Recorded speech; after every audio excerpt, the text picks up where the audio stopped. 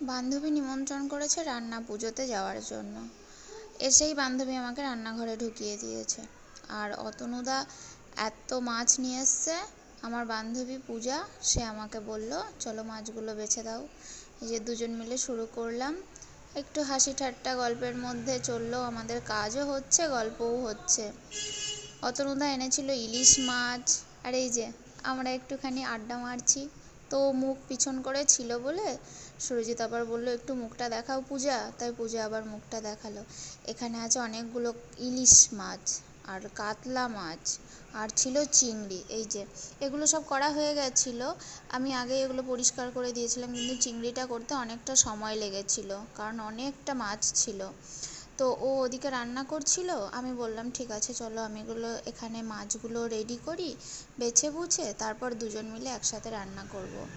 আর এই রান্না পুজোর একটা নিয়ম আছে, অনেক ভাজাভুজি করতে হয়, সেগুলো আগেই কেটে রেখেছিল। এই যে সবজি, এখানে নানা রকমের সবজি আছে, এগুলো সবই ভাজা হবে। ভাতটাও হয়ে গেছিলো, কিছু তরকারি হয়ে গেছিলো, আর এখানে এই যে এটা ওল সিদ্ধ, আর এর মধ্যে আছে ডাল।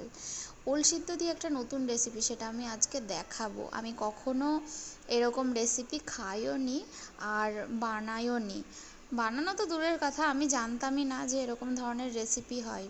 যাই হোক, আমার খুব ভালো লাগলো। বান্ধবী আমাকে বলেছিল যে চলো তুমিও রান্না করো কিছু, আমিও করি, না হলে এতগুলো পদ করা যাবে না।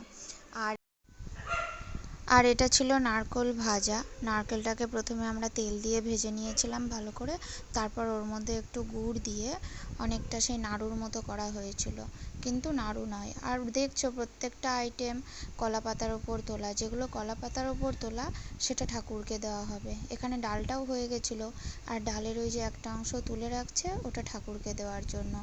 আর এই যে ভাজাগুলো সব আমি করেছিলাম, এখানে ছিল কুচি করে নারকেল কাটা, সেটা ভাজা, কলা ভাজা, পটল ভাজা, উচ্ছে ভাজা, এখানে আছে ওল দিয়ে গুড়, মানে গুড় দিয়ে ওলের একটা রেসিপি, এটা আমি সবার শেষে দেখাবো কিভাবে করেছিলাম।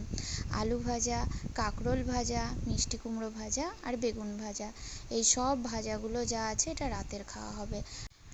আর এটা রাখা হয়েছে ঠাকুরের জন্য। এবার এই রেসিপিটা দেখাবো। এই যে চিংড়ি মাছটা ভেজে তুলে নিল না, এরপর এখানটায় পাঁচ ফোড়ন আর শুকনো লঙ্কা ফোড়ন দিয়ে দেখো দিয়ে দিয়েছে কুমড়ো আর ভেন্ডি, এটার হবে টক। এই যে এটা হচ্ছে তেঁতুল গোলা জল, তেঁতুল গোলা জলটা দিয়ে একটু ফুটেই দেখো চিংড়ি মাছটাও দিয়ে দেওয়া হলো। এরকম আমি কখনো টক খাইনি, টক বানাতে গিয়ে আমার বান্ধবীর নখই ভেঙে গেছে। আর এই যে আসছে সেই ওলের রেসিপি, ওলটাকে একটু সিদ্ধ করে নেওয়া হয়েছিল, তারপর এটাকেও তেলে ভাজা হলো। তেলে ভাজার পরে যেই লাল লাল হয়ে গেল, তারপরে এর মধ্যে দেওয়া হলো অনেকটা খেজুরের গুড়, না তো খেজুরের নয়, আখের গুড়, হ্যাঁ আখের গুড় দিয়ে ওই সিদ্ধ ওলটাকে ভাজা করে সুন্দর একটা বানানো হয়েছিল, এটা খেতেও খুব সুন্দর হয়েছিল। আর সব শেষে এই যে সবার খাওয়া হয়ে গেলে আমি আর আমার বান্ধবী খেতে বসে গেছিলাম। এর নাম পূজা, এদের বাড়িতেই এসেছিলাম। আমার এত খিদে পেয়েছে, আমার আর ছবি তোলার ফুরসত নেই। চলো বাই, টাটা।